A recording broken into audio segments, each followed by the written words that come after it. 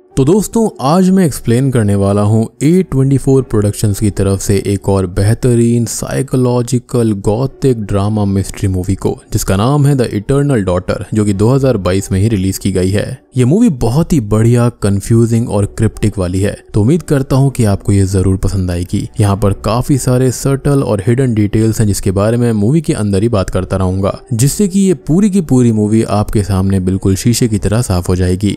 तो ध्यान से समझने की कोशिश करिएगा, आपको काफी मजा आने वाला है। तो चलिए अब बिना किसी देरी के चलते हैं सीधा वीडियो की तरफ। मूवी की शुरुआत में हम जूली नाम की एक लड़की को देखते हैं जो कि अपनी मदर रोजलिंड और अपनी डॉग लुइस के साथ एक होटल जा रहे होते हैं। तभी उनका कैब ड्राइवर उन्हें उस होटल के बारे में कुछ बताता है और कहता है कि जब मैं अपनी शादी के पिक्चर्स को देख रहा था जो कि ठीक इसी होटल के सामने ली गई थी, तभी हमने उस होटल के सामने वाले खिड़की पर एक अननोन फिगर को देखा था जो कि हमारी ओर ही घूर रही थी, पर असल में उस कमरे के अंदर कोई रहता नहीं था और इस हादसे के बाद से ही वो उस होटल में रात के समय जाने से डरता है। अब यहाँ पर बात ये थी कि असल में वो होटल एक घर हुआ करता था जिसके अंदर जूली की मदर रहा करती थी, पर कुछ वजह से अब वो होटल बन चुका था। अब जूली और उसकी माँ यहाँ पर दो रीजंस की वजह से आए थे। पहला तो ये कि जो जूली के फादर थे वो एक्सपायर हो गए थे, और दूसरा ये कि इन दोनों को यहाँ पर अपनी कुछ यादें ताजा करनी थी। और जूली वहाँ पर चेक इन करती है और उसने इस होटल के अंदर बहुत पहले बुकिंग करी थी, जिस वजह से रिसेप्शनिस्ट को बुकिंग की डिटेल्स नहीं मिलती, लेकिन थोड़ी देर चेक करने के बाद में उसको वो मिल जाती है। लेकिन यहाँ पर वो काफी ज्यादा अजीब वे में बिहेव कर रही थी, यानी कि वो काफी रूड थी। पर तभी जूली कहती है कि मैंने इस होटल की पहली वाली फ्लोर के रूम को बुक करने को कहा था, लेकिन रिसेप्शनिस्ट को ऐसी कोई भी डिटेल नहीं मिलती और वो उनको पहले फ्लोर वाले रूम को देने से मना कर देती है। पर तभी जूली ये नोटिस करती है कि उस होटल के सारे रूम की कीज वहीं पर टंगी हुई थी, यानी कि उस होटल में अभी कोई भी नहीं रह रहा था। और सबसे बड़ी बात कि पहले फ्लोर वाला रूम भी खाली था। अब जूली के बहुत इंसिस्ट करने पर वो रिसेप्शनिस्ट उसे रूम की कीज दे देती है, क्योंकि शायद वो भी जल्दी में थी। अब जूली अपनी माँ के साथ उस रूम में जाती है और अपना सामान निकालने लगती है कि तभी जूली अपने बैग से कुछ गिफ्ट को निकालकर मॉम से छुपाकर ड्रॉर में रख देती है। असल में जूली की मदर का बर्थडे सेलिब्रेट करने के लिए वो यहाँ पर आए थे और ये गिफ्ट भी उनके लिए ही होते हैं। तभी जूली को म्यूजिक की आवाज आने लगती है और जब वो खिड़की से नीचे देखती है तो वहाँ पर रिसेप्शनिस्ट किसी के साथ कार में बैठकर कहीं जा रही थी, शायद वो उसका बॉयफ्रेंड होगा। अब उसी रात जूलिया सोने की बहुत कोशिश करती है, पर उसको बार बार ऊपर से आवाजें आ रही होती हैं, जिस वजह से वो नहीं सो पाती। अब बात करें यहाँ पर जूली के बारे में, तो वो एक फिल्म मेकर होती है और वो अपनी और अपनी मदर की रिलेशनशिप के ऊपर एक फिल्म बनाना चाहती थी। वो अपना लैपटॉप अब स्टोरी लिखने के लिए निकालती है और कोशिश करती है लिखने की, लेकिन बार बार उन आवाजों की वजह से वो ऐसा नहीं कर पा रही थी। और सबसे अजीब बात ये होती है कि जब पूरे होटल के अंदर कोई नहीं था तो आवाज आ कहां से रही थी। फिर जूली अपनी डॉग लुइस के साथ बाहर वॉक पर निकल जाती है, जहां पर वो उसी विंडो की तरफ देखती है, लेकिन वहां पर उसे कुछ भी नहीं दिखता, जैसा कि उस कैब ड्राइवर ने बोला था। खैर अब पूरी रात आवाज से तंग आकर जूली रिसेप्शनिस्ट से ऊपर हो रही आवाज की कंप्लेंट करती है, लेकिन वो ये कहती है कि ऊपर वाले कमरे में कोई भी नहीं रहता, जिस पर जूली को थोड़ा अजीब लगता है। फिर वो रिसेप्शनिस्ट को होटल के सारी खिड़की दरवाजे को भी एक बार ठीक से चेक करने को कहती है, ताकि दोबारा ऐसी आवाज ना आए। अब रिसेप्शनिस्ट के पास जूली के लिए उसके कजन का एक मैसेज होता है, जो कि जूली के साथ इस संडे लंच पर जाना चाहता था। अब जूली को एक कमरा मिलता है जहां पर वो अपना काम शांति से कर पाए, लेकिन उसे फिर से कुछ आवाजें आने लगती हैं और वो अपना काम नहीं कर पाती। फिर वो और उसकी मदर दोनों साथ में डाइनिंग टेबल पर होते हैं, जहां पर रिसेप्शनिस्ट उसके पास ऑर्डर लेने आती है और जूली डिशेस में काफी कंफ्यूज हो रही थी। लेकिन यहाँ पर रिसेप्शनिस्ट इस वजह से हैरान थी क्योंकि डिश के अंदर खाली 4 ही ऑप्शन थे, जिस वजह से रिसेप्शनिस्ट ये बोलती है कि वो थोड़ी देर में आती है और तब तक वो डिसाइड कर ले। फिर जूली अपनी मॉम से पूछती है कि उन्हें क्या ऑर्डर करना है और फिर वो दोनों सेलेक्ट करके ऑर्डर कर देते हैं। अब जूली की माँ रोजलिंड उससे अपनी ओल्ड मेमोरी शेयर करती है और बताती है कि यहाँ पर हमारा ड्राइंग रूम हुआ करता था। और डिनर के बाद में जूली देखती है कि रिसेप्शनिस्ट फिर से उसी कार में बैठकर फिर से कहीं जा रही थी। अब जूली अपनी डॉग के साथ में बाहर आकर नेटवर्क खोज रही होती है, लेकिन उसे नेटवर्क मिलने में काफी दिक्कत हो रही थी और वो किसी से ठीक से बात भी नहीं कर पाती। अब रात को सोते टाइम जूली की डॉग लुइस कुछ अजीब सी हरकतें करने लगती है, जिस वजह से जूली को उठकर उसे बाहर लेकर जाना पड़ता है। और आते वक्त जूली उसी विंडो को देखती है, पर वहां पर फिर से कोई भी नजर नहीं आता। अब जूली अंदर जाती है कि तभी उसे ऐसा लगता है कि जैसे वहां पर कोई हो, और देखने पर वहां पर एक आदमी होता है। तो वो उनको डिस्टर्ब करने के लिए माफी मांगती है और सोने चली जाती है। लेकिन सबसे अजीब बात वही थी कि यहाँ पर तो कोई भी नहीं था, तो यहाँ पर उसे लोग दिख क्यों रहे थे? तो इसका जवाब हमको थोड़ी देर में मिलेगा। अब सुबह में जूली फिर से कुछ लिखने की कोशिश करती है, लेकिन उसको फिर से आवाजें डिस्टर्ब करने लगती हैं, जिस वजह से वो सब कुछ रखकर अपनी मॉम के साथ लंच करने चली जाती है और वो दोनों वहीं पर बैठकर बातें करते हैं, जिस पर जूली अपना रिकॉर्डर ऑन कर लेती है और उसकी माँ बताती है कि हम इसी रूम में रहा करते थे जब पीटर के प्लेन के लापता होने की खबर मिली थी, और ये बोलकर वो बहुत दुखी हो जाती है, जिस पर जूली को बहुत बुरा लगता है क्योंकि वो अपनी मॉम को यहाँ पर बस खुश करने के लिए लेकर आई थी, पर उसे नहीं पता था कि यहाँ पर उसकी मॉम की बुरी यादें भी हैं और शायद से उसने यहाँ पर अपनी माँ को लाकर उनके दुख को ताजा कर दिया था। और सैड होकर यहाँ पर जूली रोने लगती है। अब उसकी माँ उससे ये कहती है कि ये उसकी गलती नहीं है और वो खुद यहाँ पर आना चाहती थी, और यहाँ पर उसकी बुरी मेमोरीज के साथ साथ कुछ अच्छी मेमोरीज भी हैं जो कि उसको काफी अच्छी लगती हैं। अब उसी रात रिसेप्शनिस्ट फिर से अपने बॉयफ्रेंड से झगड़ा कर लेती है और फिर उसी रात उसी कार में वापस जाती है। अब जूली बाथरूम में होती है कि तभी उसकी मॉम दवाई लेकर सो गई थी और अचानक से ही वहां का दरवाजा अपने आप खुल जाता है,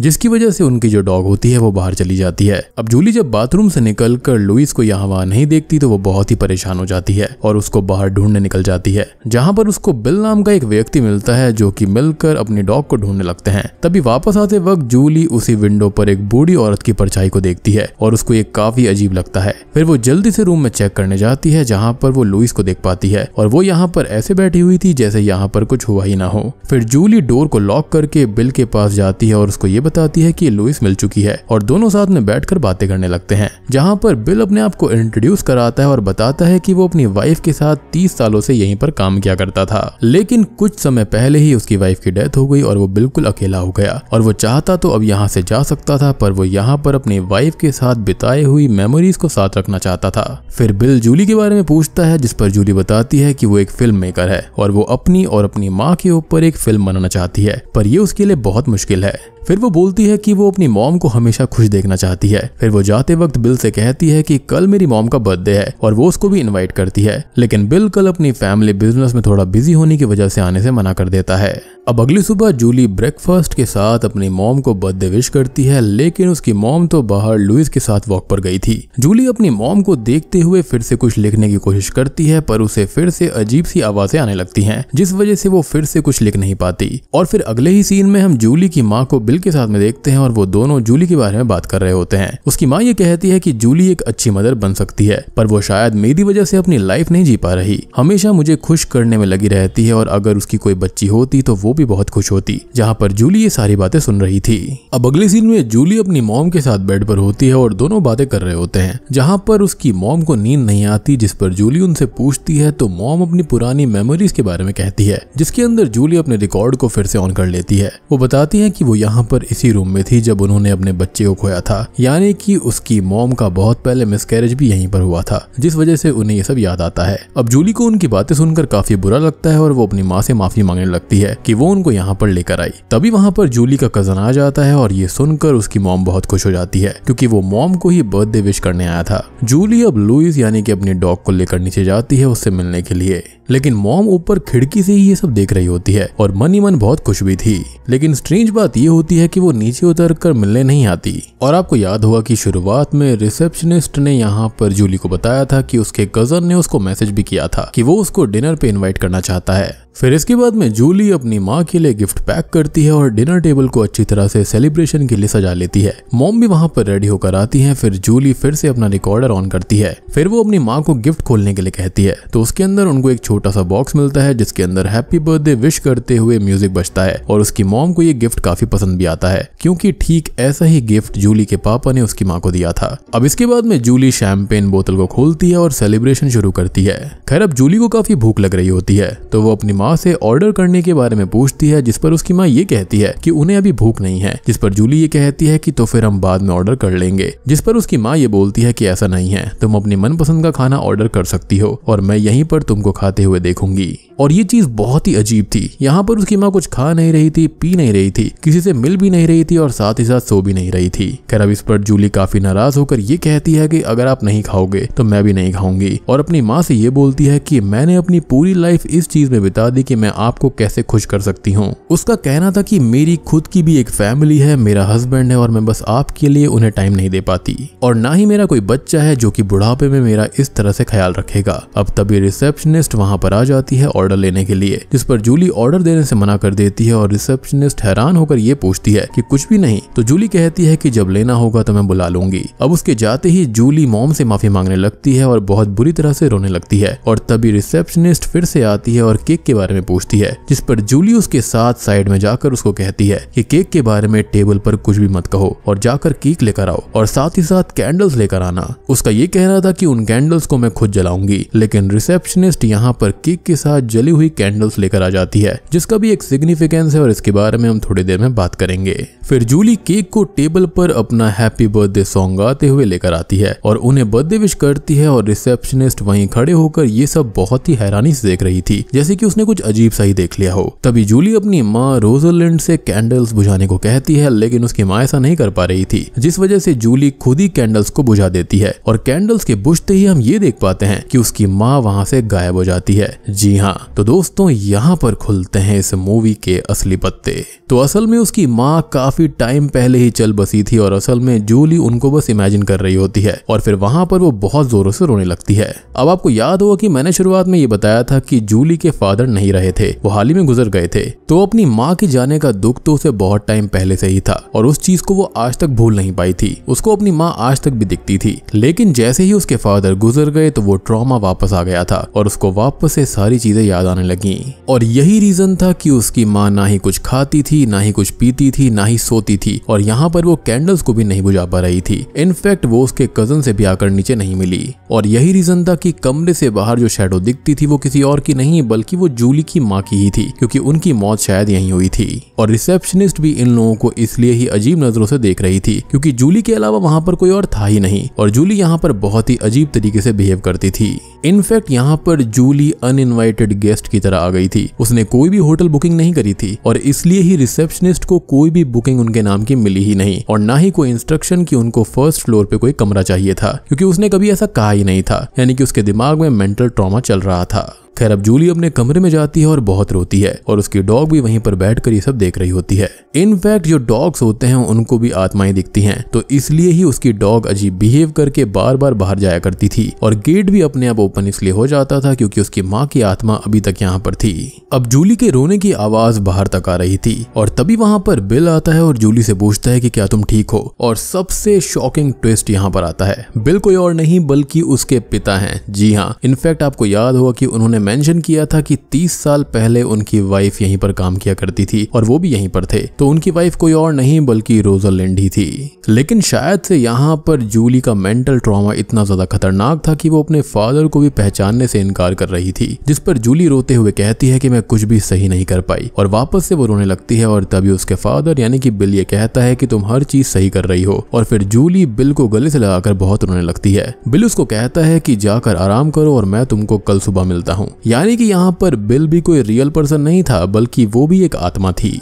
और इस चीज का सबूत एक जगह पर और मिलता है जब बिल और रोजलिंड आपस में बात कर रहे थे, यानी कि अपनी बेटी के बारे में। यानी कि ये दोनों ही चाहते थे कि इनकी बेटी अपनी लाइफ में आगे बढ़ जाए और उनका पीछा अब छोड़ दे और उसको अपनी फैमिली के ऊपर ध्यान देना चाहिए, ना कि मरे हुए लोगों पर, क्योंकि वो कभी भी वापस नहीं आने वाले, लेकिन उनकी हसीन मेमोरीज हमेशा उसके साथ रहेंगी। खैर, अब सोते वक्त जूली अपनी मॉम के साथ बिताए हुए आखिरी पलों को याद करती है जब उसकी माँ आखिरी सांस ले रही थी। फिर अगली सुबह जूली को अपनी मूवी लिखते हुए हम देख पाते हैं, यानी कि अब फाइनली उसके माइंड में जो आवाजें चल रही थी ना वो बंद हो गई थी और वो आवाजें कुछ और नहीं बल्कि उसके पास्ट के ही ट्रॉमेटिक एक्सपीरियंसेस थे। अब वो अपना सामान पैक करके उस होटल से जाने लगती है और रिसेप्शनिस्ट जाने से पहले उससे ये पूछती है कि क्या तुम ठीक हो, जिस पर जूली हाँ में जवाब देती है और बहुत खुश होती है क्योंकि उसका माइंड अब फाइनली फ्री हो चुका था। वो समझ चुकी थी कि उसकी माँ और उसके पिता उसके लिए क्या चाहते हैं। और सबसे बड़ी बात यह है कि रिसेप्शनिस्ट काफी ज्यादा सपोर्टिव थी। आई मीन कोई और होता तो उसको पागल समझकर बाहर निकाल देता। खैर, आज यहाँ पर क्रिसमस था और यहाँ पर ये उसके लिए गिफ्ट होता है और वो रिसेप्शनिस्ट को क्रिसमस विश करके जाने लगती है। तभी जाते वक्त उसे होटल में बहुत सारे लोग दिखते हैं जो कि वहीं पर ही खत्म हुए होंगे और उन सब की स्पिरिट वहां पर उनको दिख रही थी। और तभी वहां पर उसके फादर यानी कि बिल भी आते हैं जो कि उसका वेट कर रहे थे। अब फिर वो जूली को कार तक छोड़ने जाते हैं और जूली उनसे खुशी खुशी गुड बाय बोलकर वहां से चली जाती है और बूम, इसी के साथ में ये मूवी यहीं पर खत्म हो जाती है। तो दोस्तों ये थी द इटर्नल डॉटर मूवी की कहानी। उम्मीद करता हूँ कि आपको ये बेहतरीन A24 की तरफ से मूवी पसंद आई होगी।